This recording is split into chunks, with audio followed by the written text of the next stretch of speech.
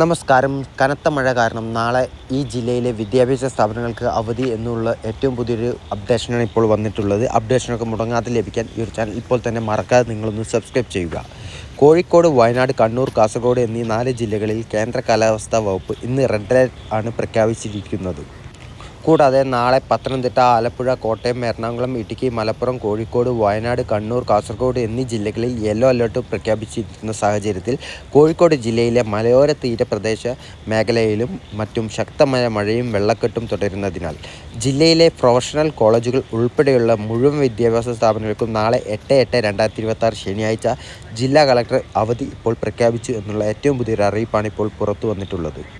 അംഗനവാടികൾ, മദ്രസകൾ, tuition സെൻ്ററുകൾ എന്നിവയ്ക്കും അവധി ബാധകമാണ്. അതേസമയം നേരത്തെ നിശ്ചയിച്ച പരീക്ഷകൾ, ഓൺലൈൻ ക്ലാസുകൾ എന്നിവയ്ക്ക് അവധി ബാധകമല്ലെന്നും കളക്ടർ അറിയിച്ചിട്ടുണ്ട്. വിശദമായ അറിയിപ്പുകൾക്കും കൂടുതൽ എല്ലാവിധ അപ്ഡേഷനും ലഭിക്കാൻ ഈ ഒരു ചാനൽ ഇപ്പോൾ തന്നെ ആദ്യമായും കാണുകയാണെങ്കിൽ ഒന്ന് മറക്കാതെ സബ്സ്ക്രൈബ് ചെയ്യുക.